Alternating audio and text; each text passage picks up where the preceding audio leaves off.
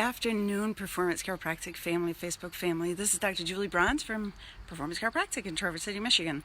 And I had the pleasure of being at a phenomenal seminar this weekend. And it was about what's called perinatal care, which is really the care of a woman pre-birth. And by caring for a woman pre-birth, you're also caring for the baby that woman is carrying. And one of the beauties of what we get to do is we get to help optimize the way the nerve system fires and the structural position of a woman's body to prepare to help grow that baby and prepare for birth. So a couple weeks ago I said I'm going to be doing on Sunday afternoons, I'm going to be doing going through the 33 chiropractic principles. Well, today was supposed to be principle number 3, but I'm skipping to talk a little bit about something I learned, and it might be a little bit longer video than normal, but I hope you'll find it interesting. So one of the things that we know is that there are certain things that triggers our responses to certain input. And one of the things is when you hear people laughing, you tend to laugh with them. One of the things is when you walk by something and it smells really good and delicious, and it immediately triggers things in your body to want to eat. That's one of the things that grocery stores have figured out how to up the sales by infusing the air with certain scents.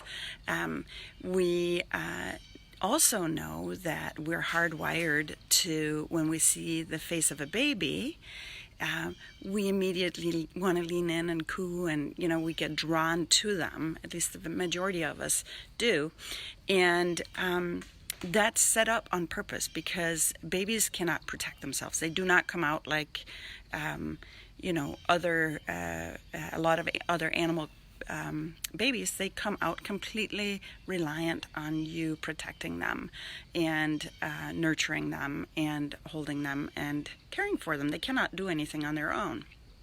And one of the things that we're also really hardwired to do is when we hear somebody cry, particularly a baby cry, and those that have had babies know the sound of a newborn cry.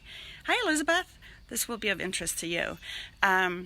So we know that sound. We know when our baby certainly cries, we know the sound of it, and we immediately, our instinct is to go to that baby to help them out, because we know when they cry, it's because they have some form of distress, or they, whether it's maybe they're cold, maybe they're feeling separation, maybe they have a dirty diaper.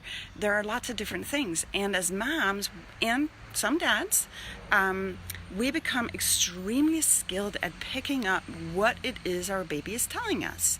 And one of the things that we were talking about this weekend is because your brain is set up to function in what we call either gas pedal or brake pedal mode. And what happens is when that cry is not met, or that need is not met, and this, some people are going to not like me for what I'm going to say, but some people have this idea of, well, you got to let them cry it out. You got to just separate yourself, because at 6 months they should be able to sleep through the night. They should be able to do all these different things and soothe themselves back to sleep. But really, even at 6-month-old, the baby really don't have when they wake up, they don't have the conscious thought to say, it's 3 o'clock in the morning. I am going to wake up right now and I'm going to start crying just so that I can disrupt the sleep of my parent. They just don't have that. They wake up and maybe they're hungry, maybe they have a dirty diaper, or maybe they just need to feel the security of their parent. They just need to feel that love. And almost every single mom that I talk to at the office have this feeling that when they're told, oh, you know what, it's time for that baby to sleep through the night, it's time for you to let them cry it out, and they hear their baby cry, there's something in their heart that tells them it's not right. There's something that brings them to it. So let's go. So the mom's instinct is, I need to nurture my baby. It's crying, and I can hear that it needs me. I can hear it's afraid, or I can hear it's hungry, or whatever it is.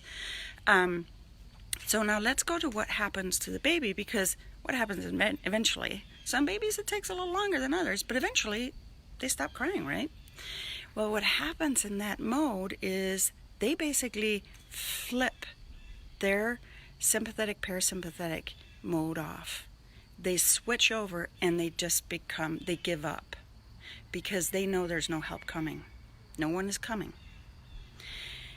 That's not a healthy way to start life. And this is where I'm going to get very unpopular, because my firm belief is that babies need to be held and nurtured, and there's lots of research that shows that. We know that babies cry because they need something. So when you hear that baby cry, even if you're tired, just pick them up, bring them in bed with you, snuggle them, give them warmth, give them nourishment, give them encouragement, to let them know that they're loved and they're cared for, and they're not going to be, thank you, they're not going to grow up to be these dysfunctional, needy adults that won't ever be able to soothe themselves.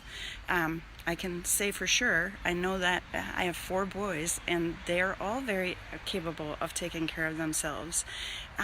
But if we can start their nerve system out without that stress of not feeling heard, not feeling cared for, feeling alone, feeling scared, whatever it is, just think of how much we can change the world.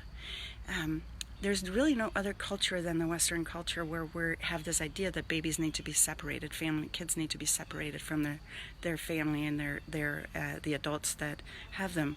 We're the only culture where we think that that's a good idea. And we know from understanding how the brain works and how that brake pedal, gas pedal system is triggered in the brain, that giving them that love and nurturing is so very important.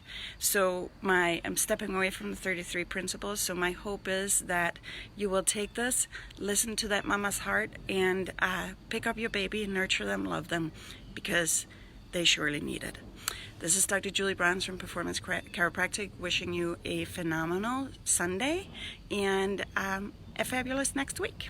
I look forward to talking to you again tomorrow morning. Have a great day.